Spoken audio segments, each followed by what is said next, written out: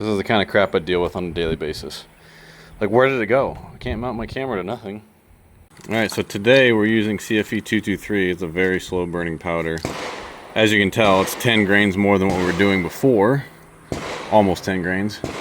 And this is the measurement to jam, which means one of these projectiles actually has witness marks from jamming into the rifling. And I set it back about 0.2 millimeters. You don't really want to load to jam. It's not, for the most part, you're not going to see pressure peaks, but one, the overall length might be too long for this gun. I didn't even test the feeding, honestly. And two, the ogive of these are going to be off a little bit more, so sometimes we'll jam too much and lock up the gun. It's not a good practice. Usually if you measure jam, you start by going back a half a millimeter, so you don't have to deal with those issues, which is why I've only been loading at 83 millimeters, because this is a really long cartridge. Like my 5.56s, they're loaded like 2 millimeters under the maximum, mainly for the jam and feeding out of the magazine. But we've got 84.3, we've got 84, 82 and a half, 81, 81 and a half, 83.65 because it wasn't quite a half. We got 83 and we got 82. So if these don't work from the increased dwell and the overall length, I'm gonna have to start measuring parts, and I really don't want to do that. Alright, we got 5 targets at 50 yards. We almost have enough targets for each one of these rounds. And we start with the 84.3, and hopefully this just fixes the problem. If not, I'm at a loss. And I just cleaned this thing, so we're giving it every chance that we can. So these are Spear 150 grainers. Hopefully the point of impact is the same as our other bullets. So this one, the 7th round, is going to feed off of the left, which is supposed to be the magic side, but hasn't been so far. And this is a new clip from the last test, so completely different clip. And it's going super well so far. Alright, they're all lined up. They're all in the groove. See if I can't shoot this gun today. I love that I hit the up arrow on the venom and it shuts off. That's super cool. That was a hang fire.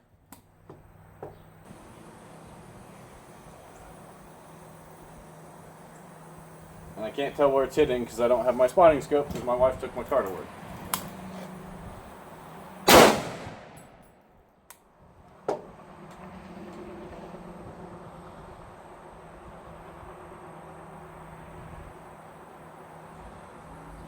It's hitting in the diamond. Okay, that kind of worked.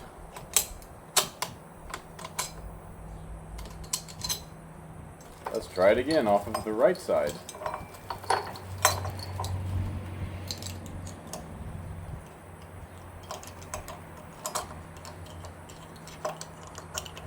And the reason why I thought of this, one, it's something different than fast burning powder, and two, every 30-06 military surplus M2 ball that I pulled apart was filled to the brim with stick powder, which is very slow burning. So, and you know, dwell time usually does good for failures to feed.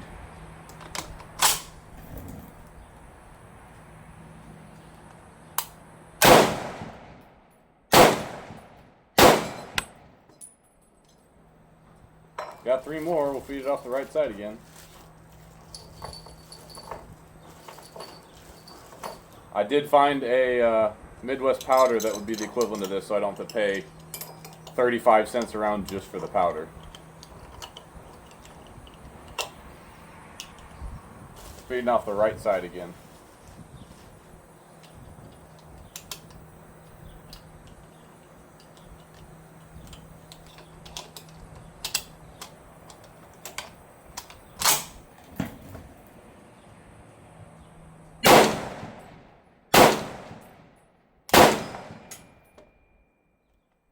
Okay, and now we're going to prove to see if it's the overall length or the burn rate of the powder. We're going to start moving down. Next length is 83.65 millimeters.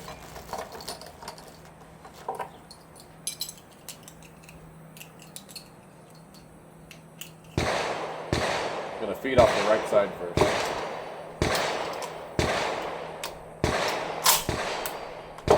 Gun's running, that's cool.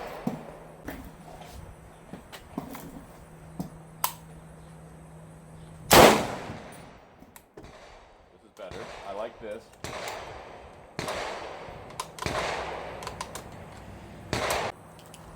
Feed off the right side again.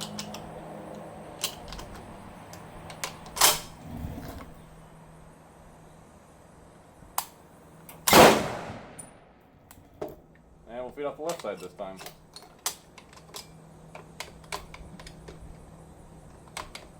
Come on, you turd.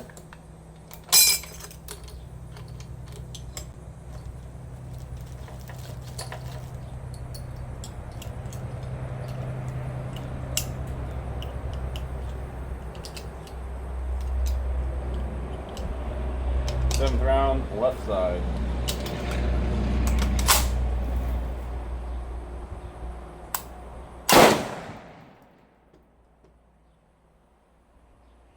That tells me it needs to be hotter because that was a failure to extract.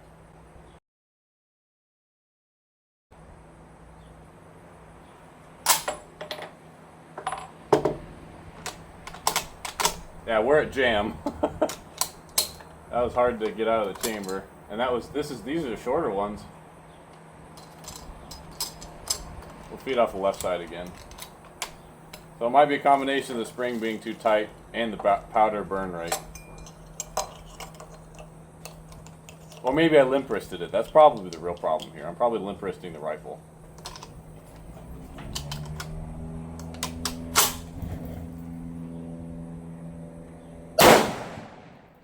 Same failure mode. A new failure mode, my favorite.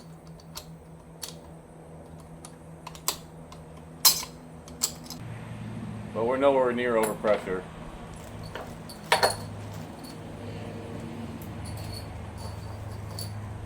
.83 millimeters overall length. Start with the 7th round coming off the right side.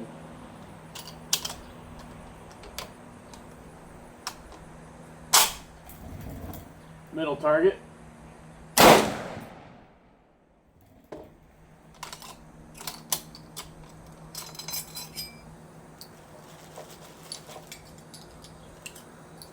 Do the left side.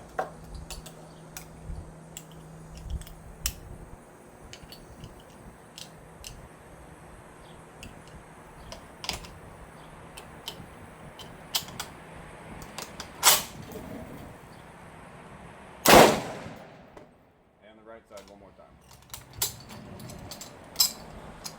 And this is the exact same overall length we started with, and it was having failures to feed. So this is looking like a powder burn rate issue, not an overall length issue. And right side again, which is supposed to be the bad side.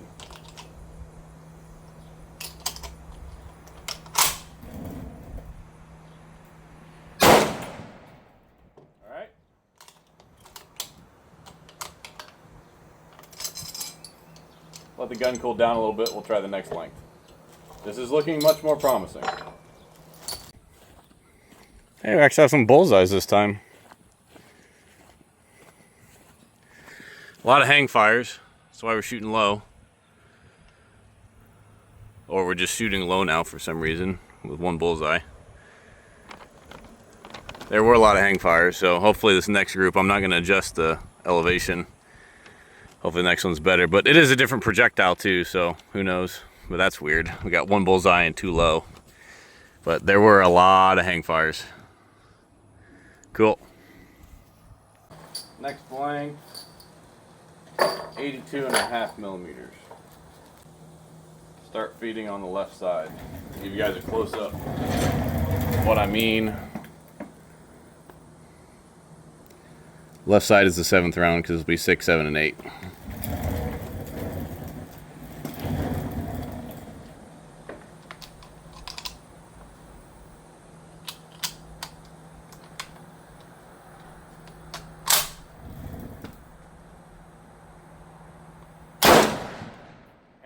again.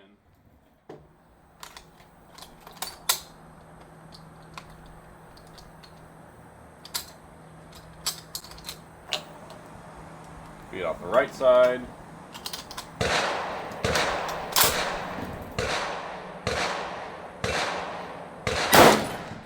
one did not hang fire.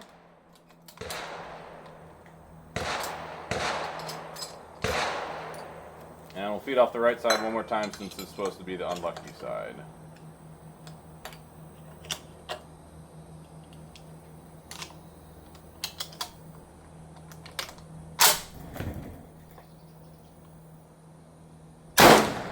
Cool.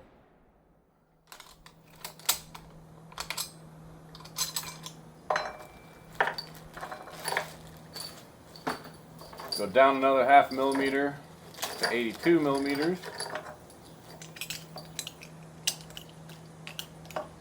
Feeding off the right side.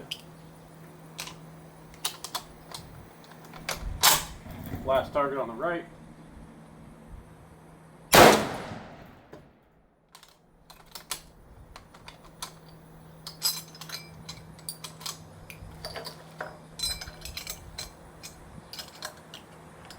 Feeding off the left side.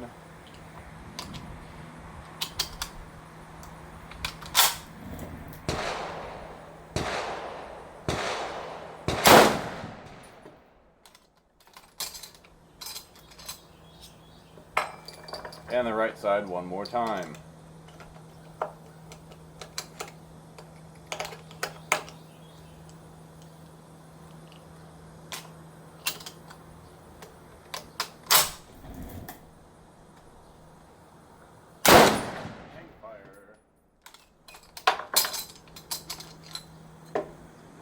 This is cool, the gun runs.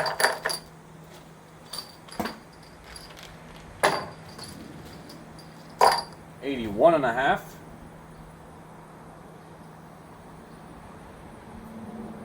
And we are still striking low. So I'm going to aim at the top of the diamonds now. And just work my way back. So it's just the point of impact difference between these projectiles apparently. And I don't know how that one did bullseye. Maybe the hang fire made me shoot high. Hard to tell. Don't have a camera on the targets. Alright, 81.5 millimeters feeding from the right, far right target, aiming high.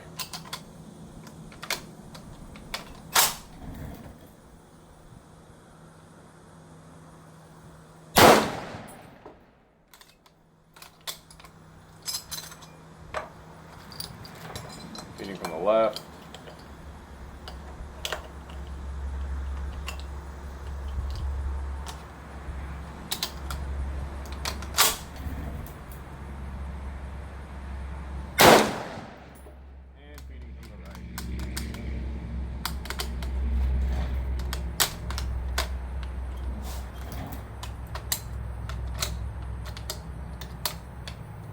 That brass is not resized properly.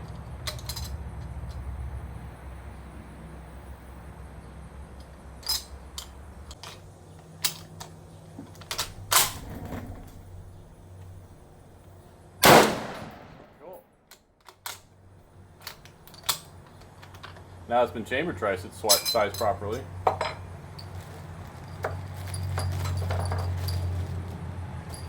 Alright, 81 millimeters.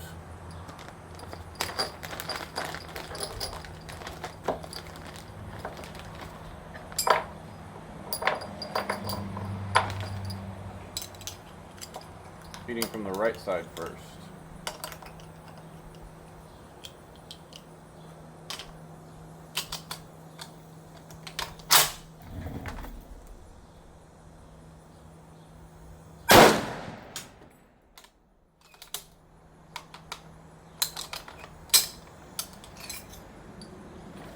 The left side.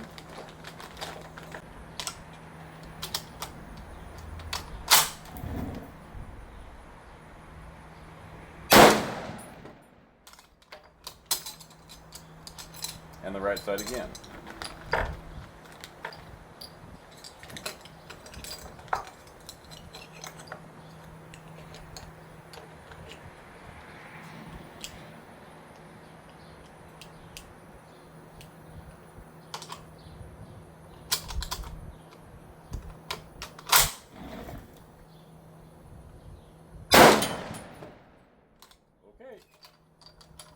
I think we've got it figured out.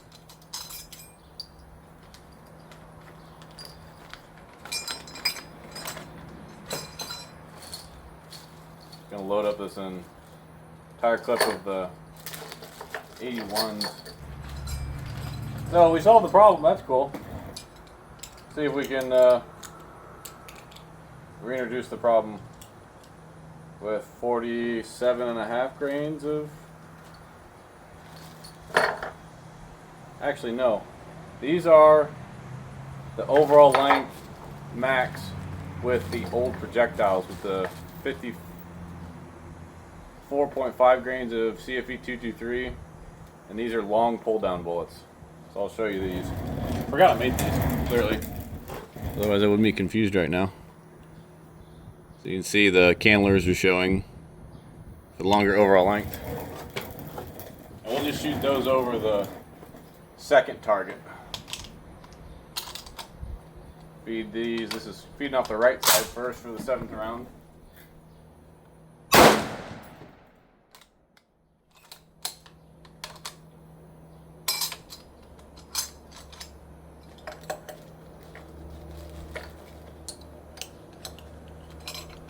The left side.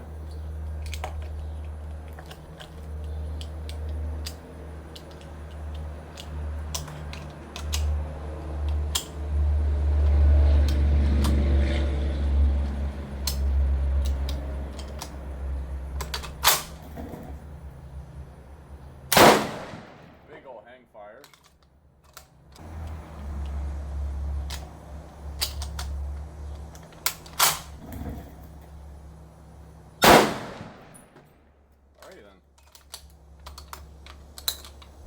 And just for the sake of the argument, I'm going to grab the other clip and shoot the rest of these with the other clip.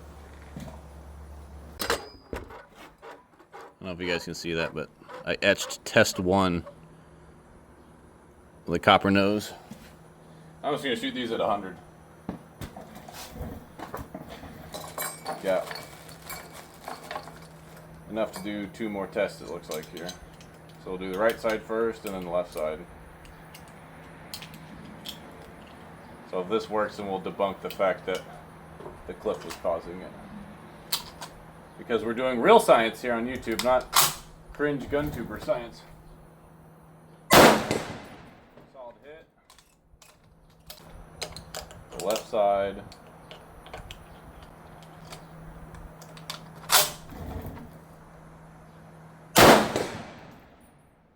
Haha! That's great. I do remember one of these was low on powder, so maybe it was that.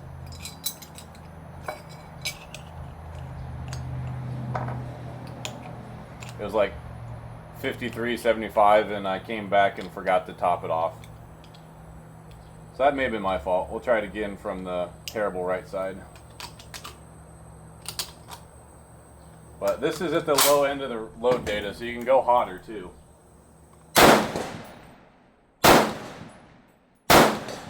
Cool. That CFE 223 smells like rat piss, but the gun runs now, that's cool. So you can't see those hits. Oh yeah, it's a Glock, it shoots low left. Dang it! So despite the couple of hang fires, this gun's running much better now. One failure to feed with an under pressured round. I felt it not stroke fully. Stroke. So, got 2 FMJs touching. The high one must have been a hang fire. And then we got 1, 2, 3 vertical stringing. And then all these looks like they stacked on top of each other for the last group. All right. We might have a chance of winning a 2-gun match with an M1 Garand now. Yay. Hop rod things are happening.